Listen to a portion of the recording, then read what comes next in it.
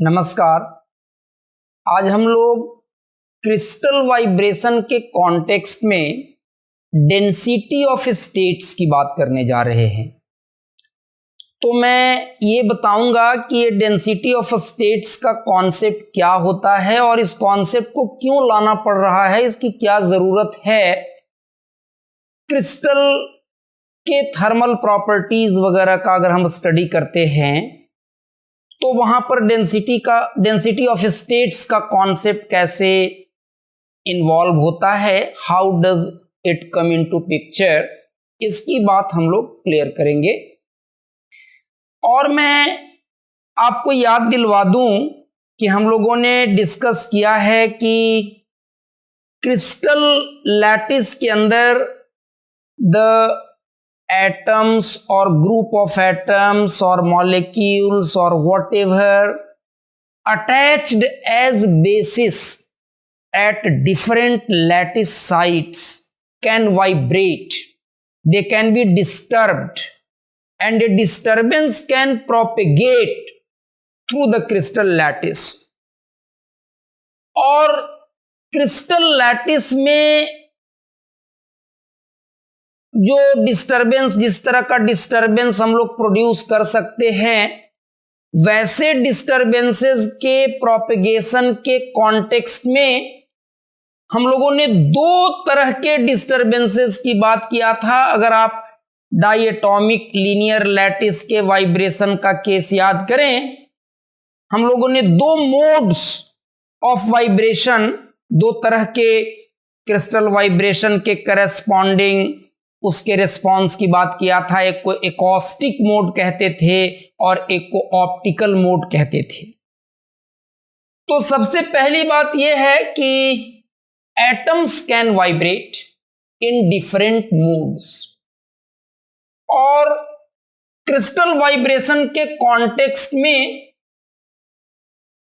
हम लोगों ने मोनोटॉमिक लैटिस के केस में ओमेगा के साथ के का जो ग्राफ ड्रॉ किया था, आप याद कीजिए, वो कुछ ऐसा था। और ये plus pi by A minus pi by A monoatomic lattice के केस में, मोनोटॉमिक लीनियर लैटिस के केस में इसको डिस्पर्सन कर्व कहा करते थे। और डायटोमिक लैटिस के केस में एक और डिस्पर्सन कर्व इसमें ऐड हो गया था, एक और ब्रांच ऐड हो गई थी जिसको हम लोग ऑप्टिकल ब्रांच कहा करते थे। वो कुछ इस तरीके का था। इसको हम लोग कहते थे ऑप्टिकल ब्रांच या ऑप्टिकल मोड, और इसको हम लोग बोलते थे acoustic mode, acoustic mode. All right. अब देखिए, किसी पार्टिकुलर फ्रीक्वेंसी और किसी पार्टिकुलर वेवलेंथ, किसी पार्टिकुलर के वैल्यू के करेस्पॉन्डिंग किसी पार्टिकुलर फ्रीक्वेंसी का जो वाइब्रेशन है पूरे क्रिस्टल लैटिस का, वो एक नॉर्मल मोड कहलाता है। ये नॉर्मल मोड ऑफ वाइब्रेशन से मैं क्या मीन कर रहा हूं, इसको मैं आपके एलिमेंट्री नॉलेज से कंपेयर करके और आपको बताना चाहूंगा। आप याद कीजिए, क्लास 11 में हम लोग vibration of stretched string fixed at both ends की बात पढ़ते थे। और उसमें हम लोग कहते थे ना ऐसा कि अगर कोई स्ट्रिंग है एल लेंथ का, वो अपने दोनों एंड्स पर फिक्स्ड है, उसको टाइट करके खींच करके प्रॉपर टेंशन डेवलप करवा करके उसको दोनों एंड पर फिक्स कर दिया गया है और उसमें कोई डिस्टरबेंस प्रोड्यूस की जाती है, तो this string can vibrate in one loop like this. और इसको हम लोग कहते थे fundamental mode of vibration. It can vibrate in overtones in different harmonics of fundamental frequency, fundamental mode of vibration की जो फ्रीक्वेंसी होती है वो फंडामेंटल फ्रीक्वेंसी कहलाता है। ये स्ट्रिंग 2 लूप में वाइब्रेट कर सकता है। स्ट्रिंग वही है, स्ट्रिंग वही है, स्ट्रिंग की लंबाई उतनी ही है, बाकी सारे पैरामीटर एक जैसे हैं, लेकिन ये अलग अलग मोड्स में वाइब्रेट कर सकता है और अलग अलग मोड्स के वाइब्रेशन की फ्रीक्वेंसी और उसके करस्पॉन्डिंग डिस्टरबेंस का वेवलेंथ ये डिफरेंट होता है। You can tell that different k values correspond to different frequencies of vibration. इसको फर्स्ट ओवरटोन कहते हैं। और आप याद कीजिए, कहते थे कि अगर इस फंडामेंटल मोड की फ्रीक्वेंसी न्यू एफ है तो इस फर्स्ट ओवरटोन की फ्रीक्वेंसी जो होती है वो सेकेंड हार्मोनिक ऑफ फंडामेंटल होती है, 2 न्यू एफ होती है। उसी तरह से सेकेंड ओवरटोन में अगर ये वाइब्रेट करेगा तो 3 लूप में वाइब्रेट करेगा इस तरीके से, और इसकी फ्रीक्वेंसी फंडामेंटल मोड के फ्रीक्वेंसी का थर्ड हार्मोनिक होता है, एटसेट्रा एटसेट्रा। स्ट्रिंग वही है, क्रिस्टल लैटिस वही रहेगा, सेम उसी लैटिस के अंदर एटम्स अलग अलग मोड्स में वाइब्रेट कर सकते हैं, अलग अलग फ्रीक्वेंसीज के साथ वाइब्रेट कर सकते हैं, और अलग अलग मोड्स के वाइब्रेशन के करस्पॉन्डिंग जो लैटिस के अंदर में डिस्टरबेंस है उसका वेवलेंथ अलग अलग होगा, उसके के वैल्यूज अलग अलग होंगे, वेव वेक्टर्स अलग अलग होंगे, और अलग अलग के करस्पॉन्डिंग अलग अलग फ्रीक्वेंसी होगी। हर के करस्पॉन्डिंग कोई एक फ्रीक्वेंसी ऑफ ऑसिलेशन करस्पॉन्ड करेगा। तो किसी पार्टिकुलर के और पार्टिकुलर ओमेगा का जो वाइब्रेशन होता है वो एक नॉर्मल मोड कहलाता है, और इस तरह के कई normal modes of oscillation possible हैं क्रिस्टल लैटिस के वाइब्रेशन के केस में। ठीक वैसे ही जैसे स्ट्रिंग के वाइब्रेशन के केस में कई normal modes, these are all normal modes of vibration of a string. ये एक नॉर्मल मोड है, ये उसी स्ट्रिंग के वाइब्रेशन का कोई दूसरा नॉर्मल मोड है, ये तीसरा नॉर्मल मोड है, और हर नॉर्मल मोड ऑफ वाइब्रेशन के करस्पॉन्डिंग वेवलेंथ्स अलग अलग हैं, फ्रीक्वेंसीज अलग अलग हैं, एंड सो ऑन। तो किसी पार्टिकुलर फ्रीक्वेंसी के वाइब्रेशन को, उस क्रिस्टल के वाइब्रेशन का हम लोग कोई एक नॉर्मल मोड बोलते हैं। और एक दूसरी बात हम लोगों ने पीछे के लेक्चर्स में और किया था कि ये जो क्रिस्टल का वाइब्रेशन होता है ये पेरियोडिसिटी शो करता है, और -π/a से +π/a के बीच इसका फीचर यूनिक होता है, और यूनिक मोड्स मिलेंगे, अलग अलग मोड्स, अलग अलग नॉर्मल मोड्स मिलेंगे, और इस 2π/a के इंटरवल में बहुत सारे normal modes of vibration possible हैं, unique normal modes of vibrations possible हैं, और फिर यहां से अगले 2π/a के इंटरवल तक फिर यही पैटर्न रिपीट होगी, वही सारे मोड्स हमें फिर से मिलेंगे। सो यूनिक पैटर्न जो होता है वो यहां से यहां के बीच होता है, फर्स्ट ब्रिलुआ जोन के बाउंड्रीज के बीच में जैसा नॉर्मल मोड्स पॉसिबल है, हर 2π/a में वैसे ही नॉर्मल मोड्स मिलते हैं। So unique normal modes will be found in this interval only. तो ये सारी बातें हम लोग कर चुके हैं पहले। और किसी भी क्रिस्टल के नॉर्मल मोड ऑफ वाइब्रेशन में 2 तरह के डिस्टरबेंसेस डिफरेंट लैटिस साइट पर बेसिस के रूप में जो atoms, group of atoms, molecules, ions जो भी हैं उनके different kinds of disturbances possible हैं, और उसके आधार पर कोई भी जो नॉर्मल मोड ऑफ वाइब्रेशन है, normal modes of crystal vibration जो होता है, इसको सबसे पहले तो हम लोग 2 तरह के मोड्स में बांटते हैं, एकॉस्टिक मोड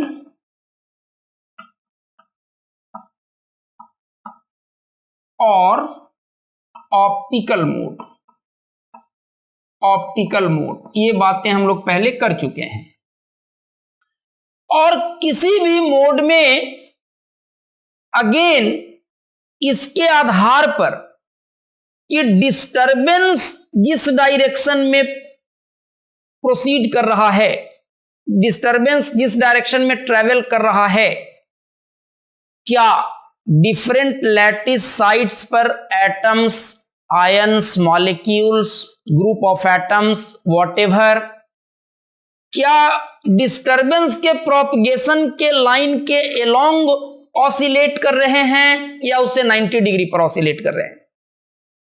अगर एटम्स वेव प्रोपगेशन के डायरेक्शन के एलोंग ऑसिलेट करते हैं तो वो लॉन्गिट्यूडिनल मोड कहा जाएगा, और अगर वो राइट एंगल पर ऑसिलेट करते हैं तो वो ट्रांसवर्स मोड कहा जाएगा।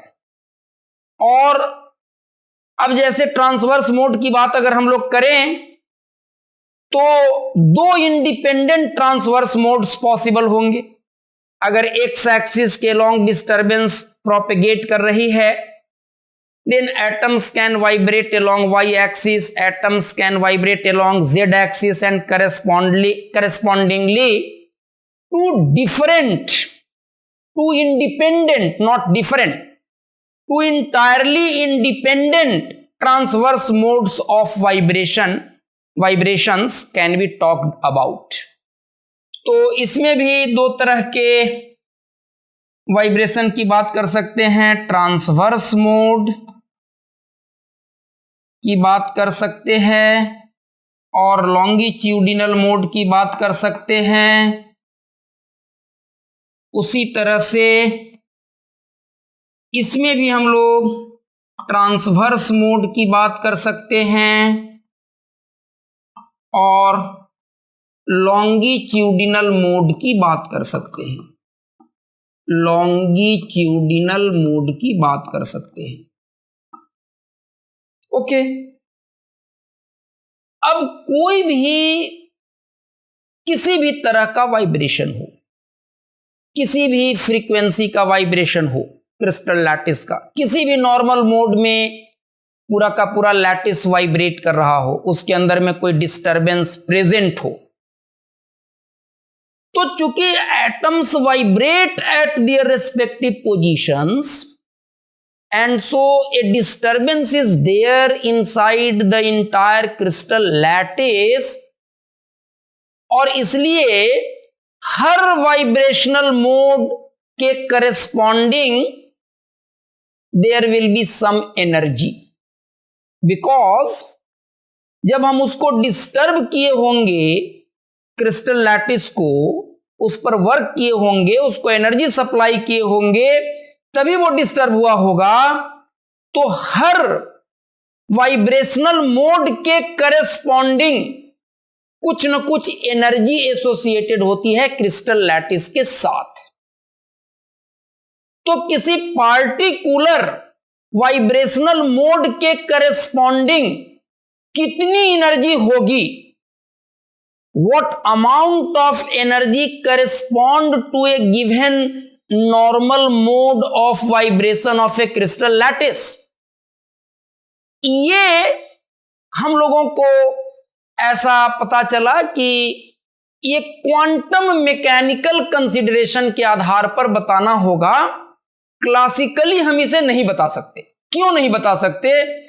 और ये क्वांटाइज्ड होता है क्रिस्टल के वाइब्रेशन के जो डिफरेंट मोड्स और डिफरेंट वाइब्रेशनल मोड्स के करस्पॉन्डिंग एनर्जी जो होती है वो क्वांटाइज्ड होती है, और वैसे एक quanta of energy corresponding to a given mode of crystal vibration is called phonon, जिसकी बात हम लोग आगे के लेक्चर्स में करेंगे। तो ये क्वांटम मैकेनिकल होगा और ये क्वांटाइज्ड होगा, इसको हम क्लासिकली नहीं सोच सकते।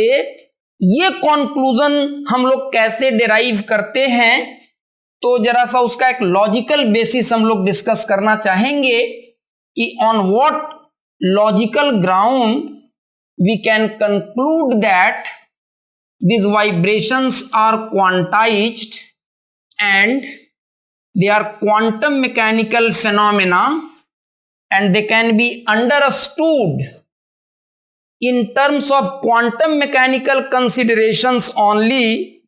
We cannot describe these vibrations and we cannot calculate energy corresponding to different normal modes of vibration on the basis of classical considerations.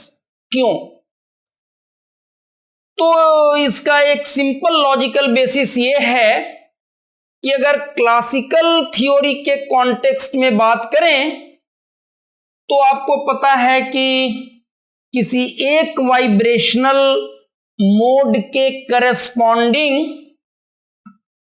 3/2 kBt at temperature T, at absolute temperature T, अगर crystal lattice का absolute temperature T है तो at absolute temperature T 3/2 kBt energy होगा kinetic energy के form में, principle of equipartition of energy वगैरह के terms में इन बातों को क्लासिकली हम लोग जानते हैं। और 3/2 kBt एनर्जी होगा पोटेंशियल एनर्जी के टर्म्स में।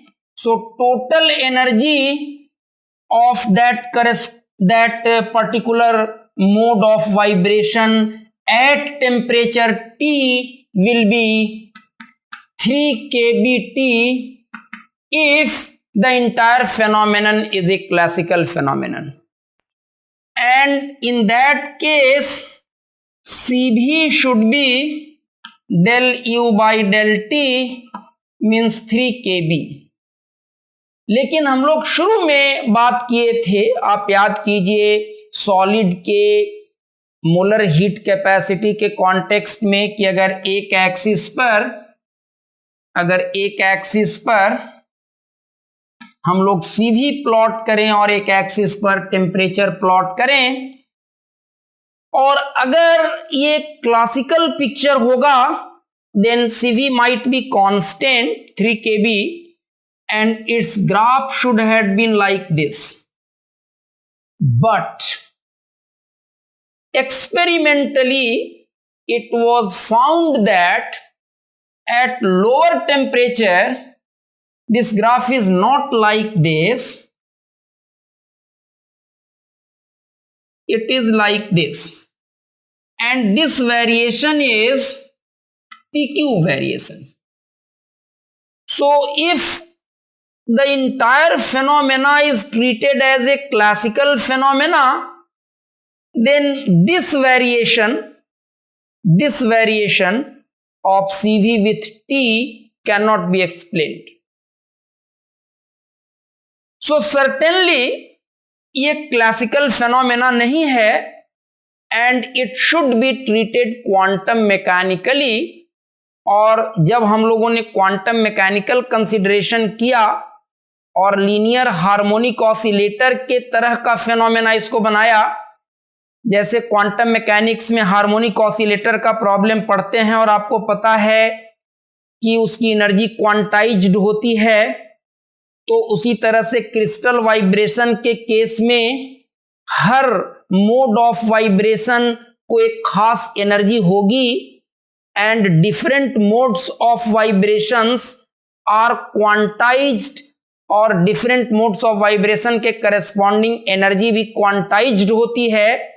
जब इस कंसिडरेशन के आधार पर हम लोग बातें करते हैं तब इस बिहेवियर को एक्सप्लेन कर पाते हैं, और इसके आधार पर हम लोगों ने कंक्लूड किया कि the entire phenomena has to be explained quantum mechanically, और इसको हार्मोनिक ऑसिलेटर के प्रॉब्लम की तरह ट्रीट करना है, जिसमें हम लोग ये कहेंगे कि nth मोड ऑफ वाइब्रेशन के करस्पॉन्डिंग जो वाइब्रेशन की एनर्जी होगी, जो किसी उस nth मोड में अगर वाइब्रेट कर रहा है तो उस पार्टिकुलर मोड ऑफ वाइब्रेशन में जो वाइब्रेशन की एनर्जी होगी क्रिस्टल लैटिस के पास, that will be given by U is equal to n plus half H cross omega, where omega is angular frequency of vibration of that particular normal mode,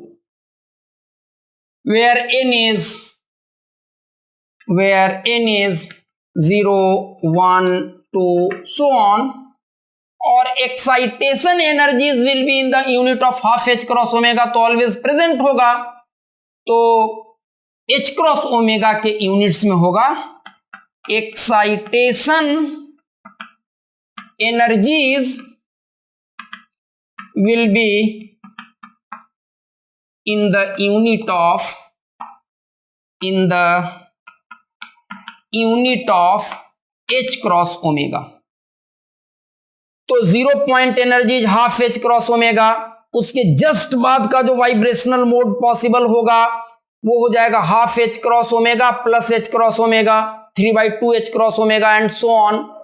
तो इतने energies के modes ही possible हैं, ऐसी बात हम लोग क्वांटम मैकेनिकल कंसिडरेशन के आधार पर करते हैं। अब जब हम लोग सॉलिड्स के थर्मल प्रॉपर्टीज को समझना चाहेंगे तो हमें यह जानने की जरूरत पड़ेगी कि किसी गिवन एब्सोल्यूट टेम्परेचर T पर उस सॉलिड के पास, उस क्रिस्टल लैटिस के पास टोटल एनर्जी है कितनी। और यह जानने के लिए हमें दो चीजें जाननी पड़ सकती है।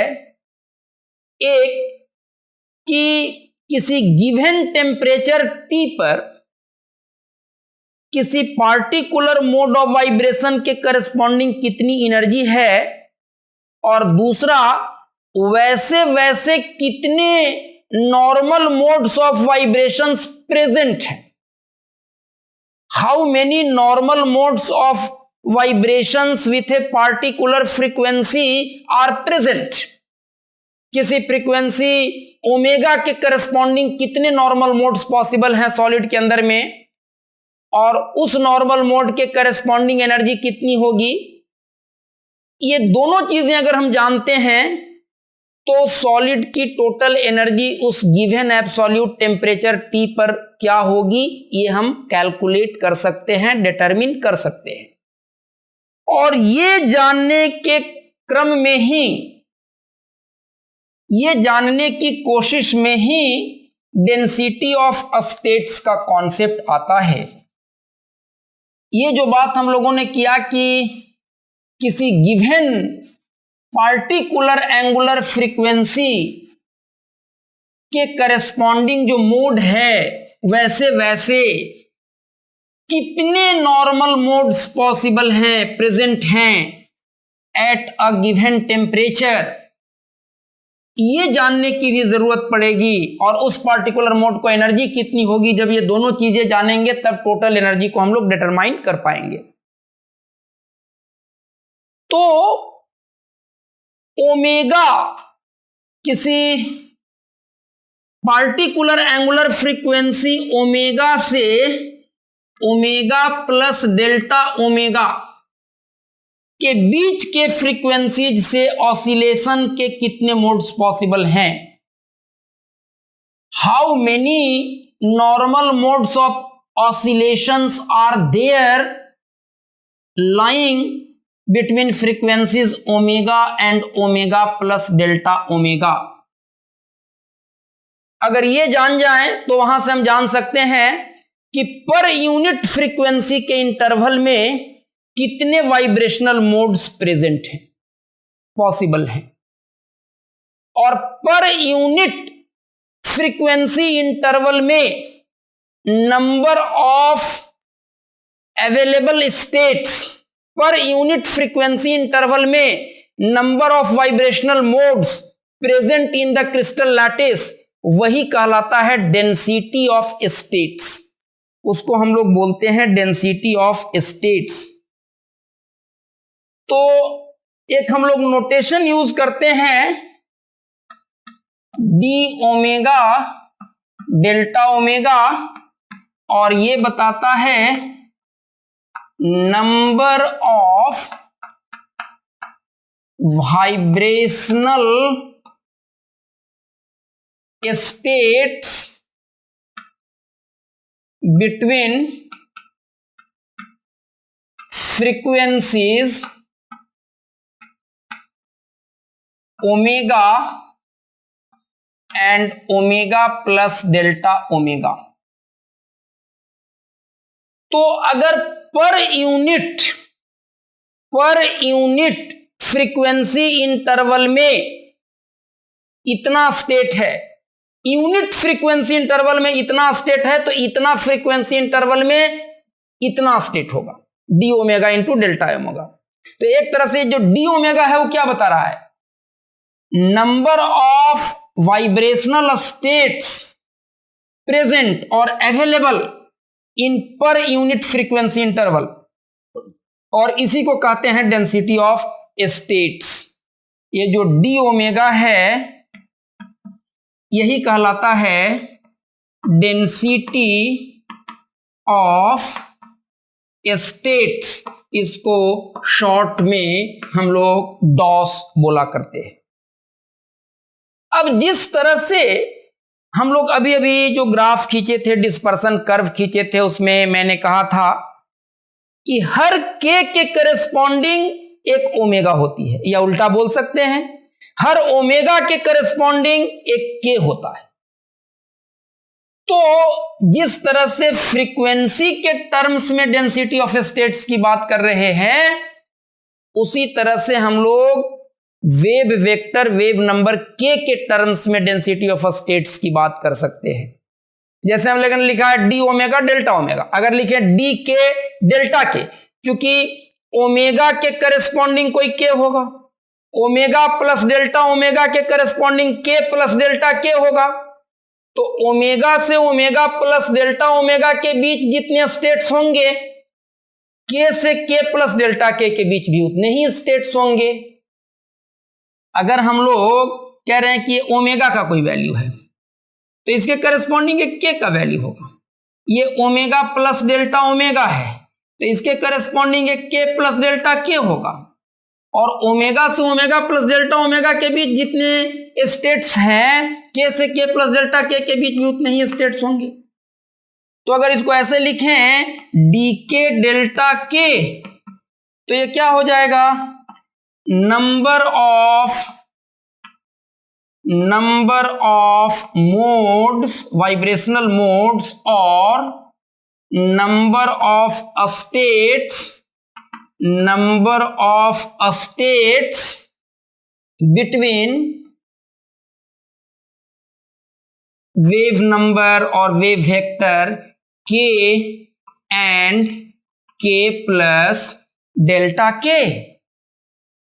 और सिंपल लॉजिक से आप इस बात को समझ सकते हैं कि जितने स्टेट्स ओमेगा से ओमेगा प्लस डेल्टा ओमेगा के बीच होंगे, उतने ही स्टेट्स के से के प्लस डेल्टा के बीच होंगे।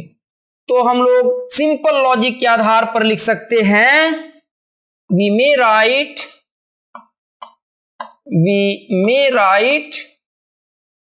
what d omega delta omega is equal to dk delta k.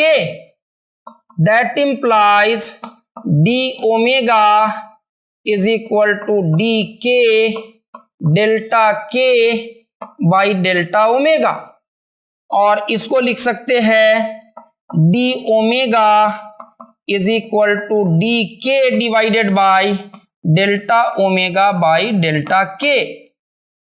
और अगर हम लोग के का जो के वैल्यू में जो चेंज लिए हैं, के से के प्लस डेल्टा के, ये चेंज इनफाइनाइटेसिमली स्मॉल लें, इतना छोटा डेल्टा के लें कि लिमिट ऑफ डेल्टा के टेंड्स टू 0, तो डेल्टा ओमेगा बाई डेल्टा के इन द लिमिट डेल्टा के tends to 0, this can be written as d omega by dk.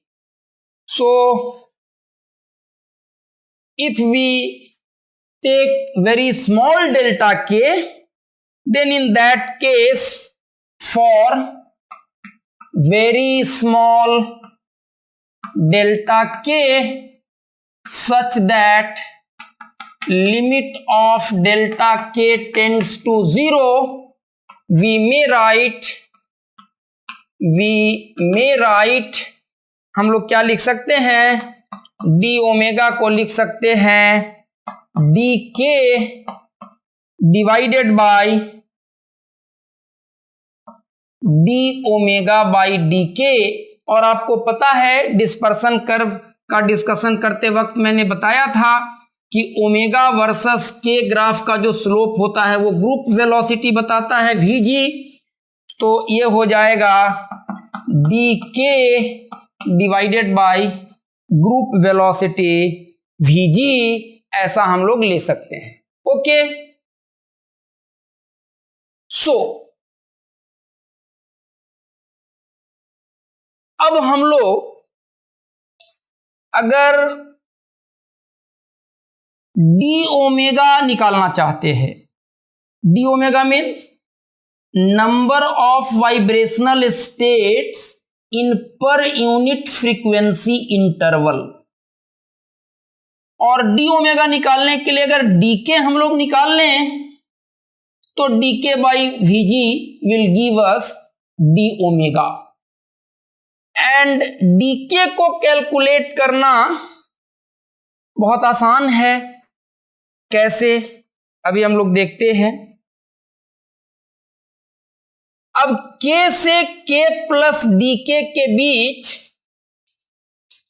कितने स्टेट्स अवेलेबल होंगे, या ऐसा कहें डीके जो है वो डेंसिटी ऑफ स्टेट्स है इन टर्म्स ऑफ के, मतलब पर यूनिट इंटरवल ऑफ के में कितने वाइब्रेशनल स्टेट्स पॉसिबल हैं, कितने वाइब्रेशनल मोड्स पॉसिबल हैं, वो कहलाएगा density of states in terms of wave number के।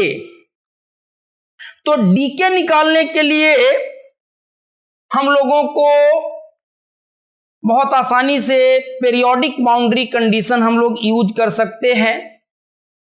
जैसे मान लीजिए एक लीनियर लैटिस है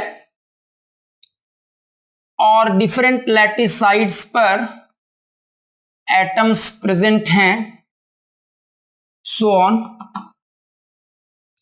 atom number 1, atom number 2, atom number 3, so on, atom number n, atom number n+1। तो दो कंसेक्यूटिव एटम्स के बीच का सेपरेशन अगर a है तो देखिए, तो दो के बीच का सेपरेशन a है, तो अगर 3 तक है तो ये 2a हो जाएगा, तो n+1 तक है तो ये na हो जाएगा। और एक long linear chain of such atoms की बात अगर हम करें, अगर ये पूरी की पूरी लंबाई है L, we consider a long linear chain, L is very long linear chain of atoms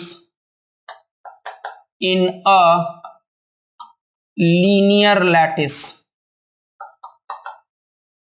having length L,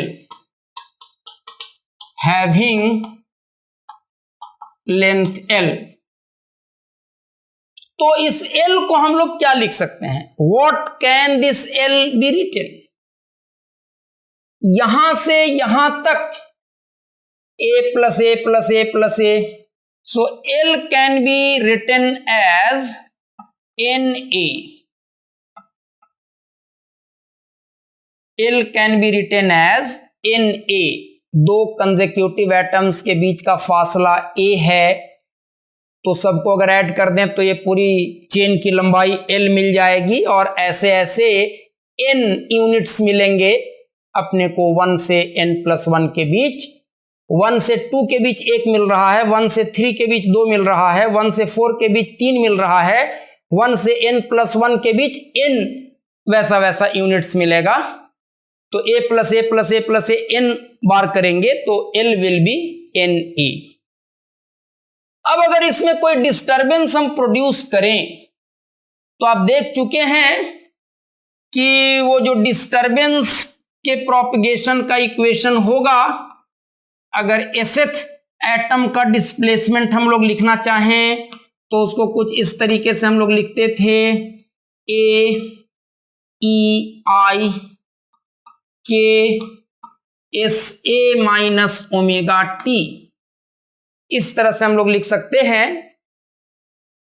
लेकिन ये टाइम वाले टर्म को हम लोग इग्नोर कर सकते हैं, बिकॉज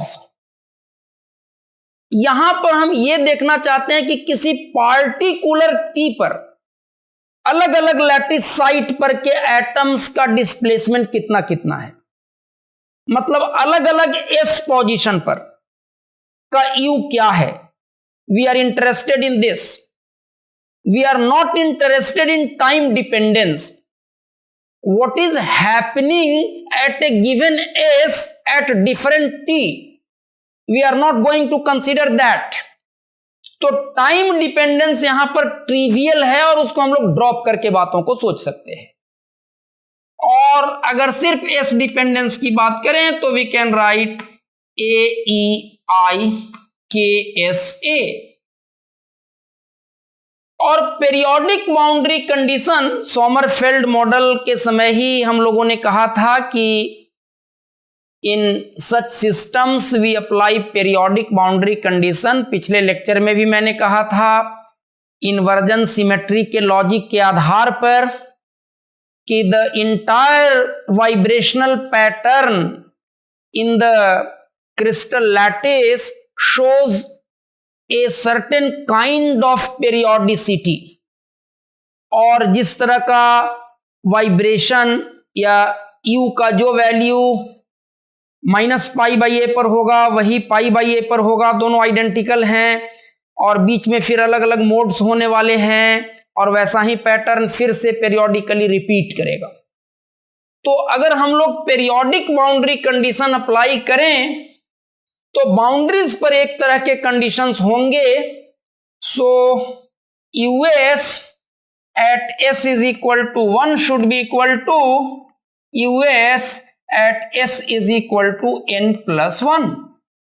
और इस कंडीशन को अगर अप्लाई करें तो ए ई आई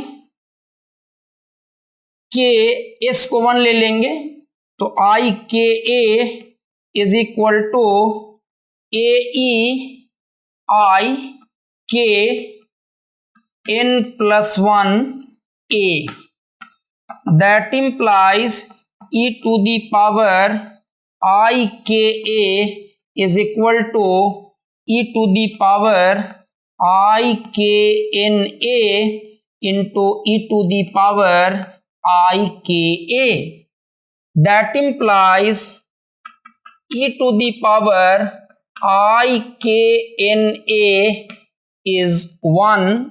और ये डी मोइवर्स थ्योरम आप लगा लीजिए। इसको क्या लिख सकते हैं, इसको लिख सकते हैं cos k n a plus I sin k n a is equal to 1।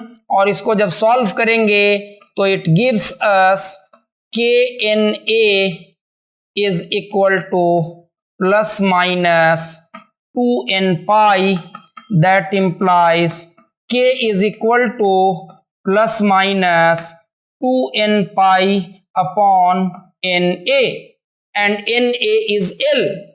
So this gives us k is equal to ±2n pi by L, where this n is what?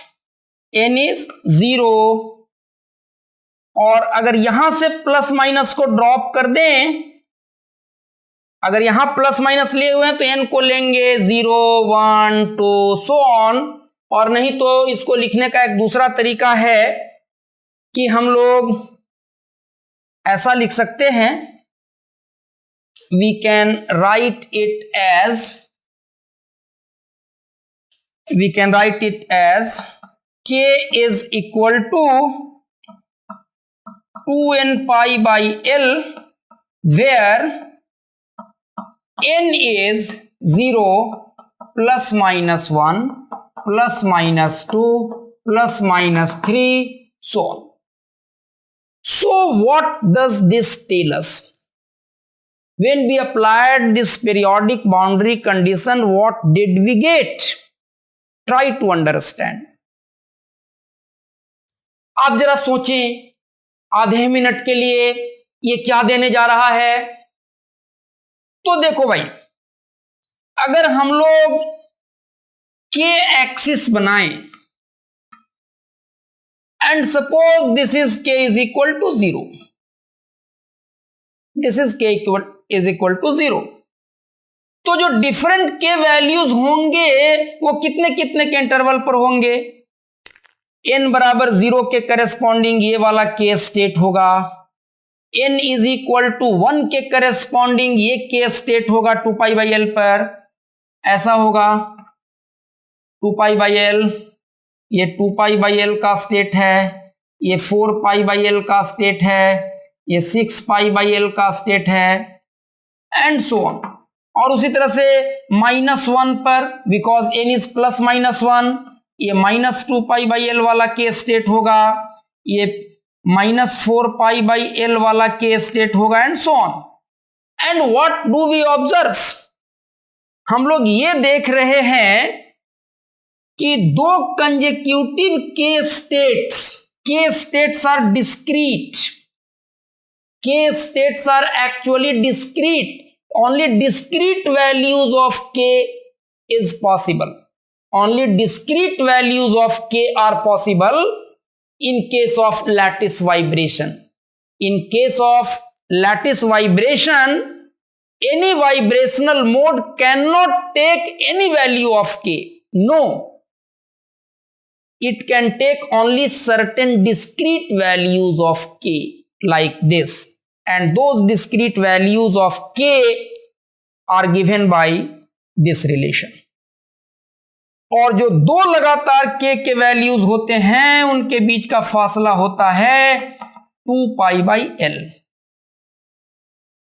अब यहां पर छोटी छोटी अगर दो बातें हम लोग दिमाग में और ले आए, छोटी छोटी दो बातों को अगर और कनेक्ट कर लें तो हमारा डेंसिटी ऑफ स्टेट्स का कॉन्सेप्ट आ जाता है यहां पर इन टर्म्स ऑफ k। k के जो यूनिक वैल्यू मिलेंगे वो मिलेंगे बिटवीन -π/A एंड +π/A और बिटवीन 0 एंड 2π/A, एक ही बात है। सो हम लोग कह सकते हैं कि we know that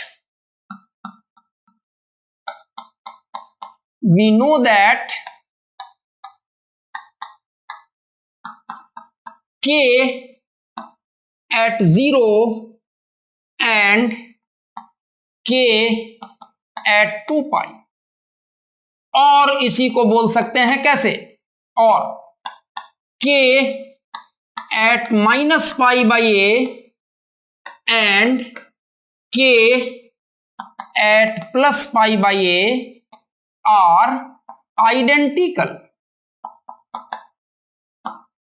So we get unique k values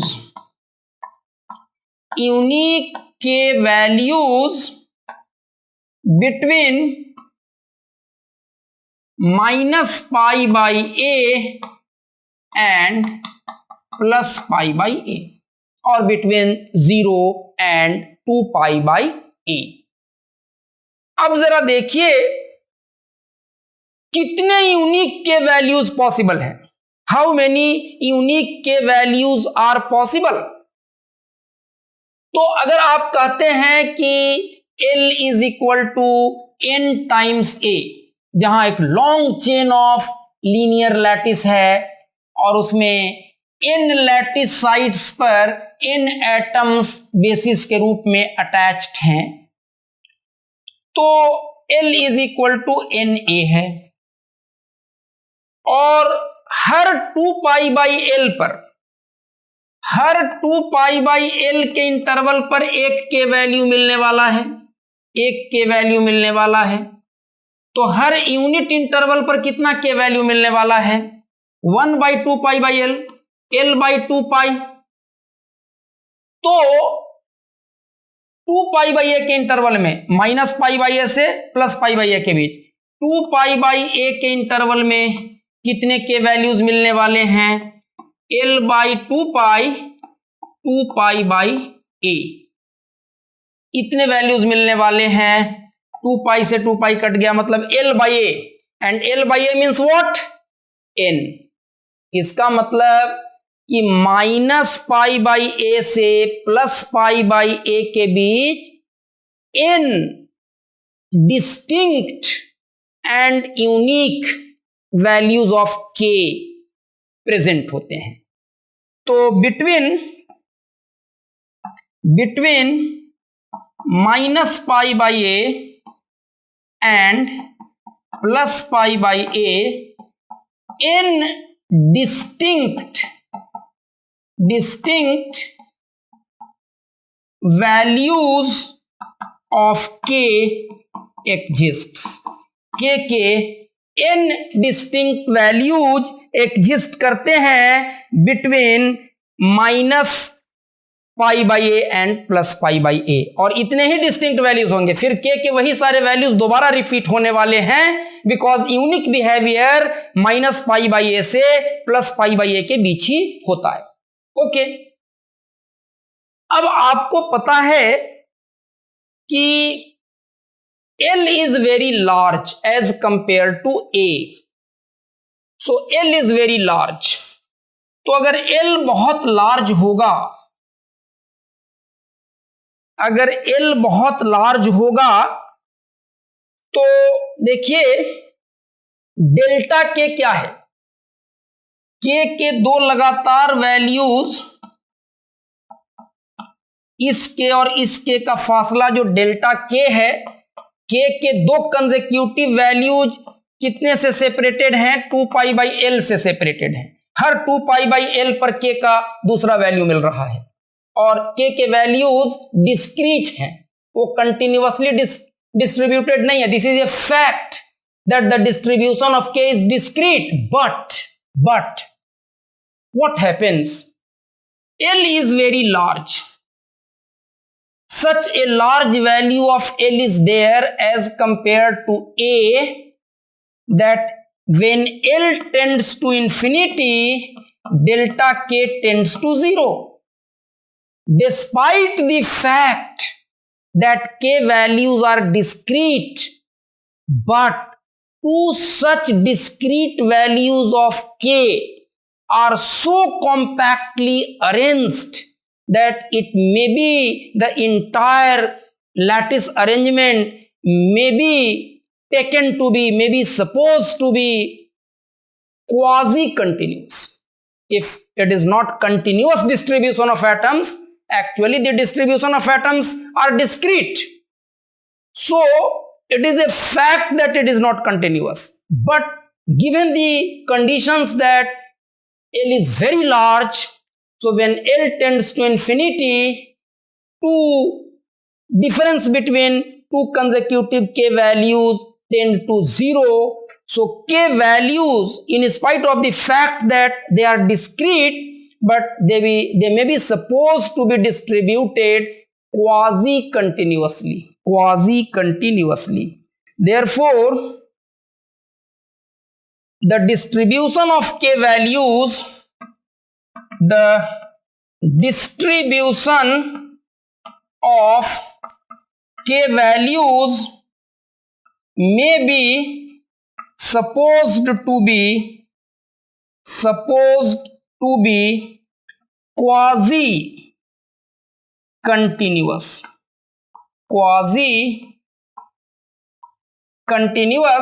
और जब क्वाजी कंटिन्यूअस आप मान लेंगे, तब आप डेंसिटी ऑफ स्टेट्स की बात कर सकते हैं कि हर 2π/L पर एक के वैल्यू है, तो पर यूनिट K के फासले में कितने K स्टेट्स होंगे, वही density of states in terms of K कहा जाएगा।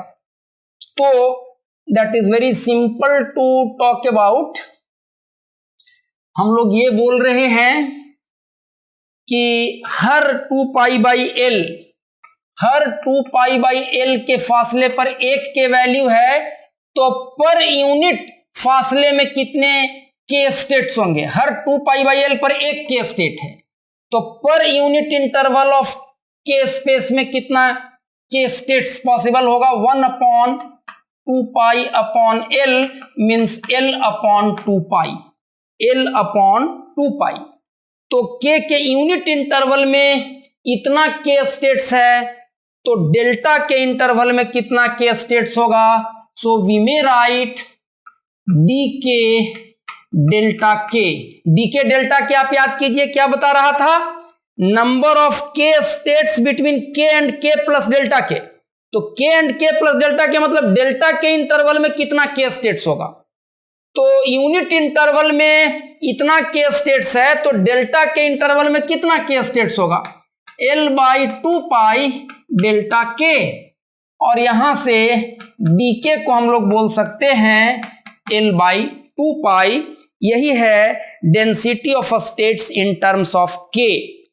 अब जब डी के निकाल लिए तो इसकी मदद से हम लोग डी ओमेगा कैसे निकालेंगे, इसकी बात हम लोग नेक्स्ट लेक्चर में करेंगे। Thank you very much.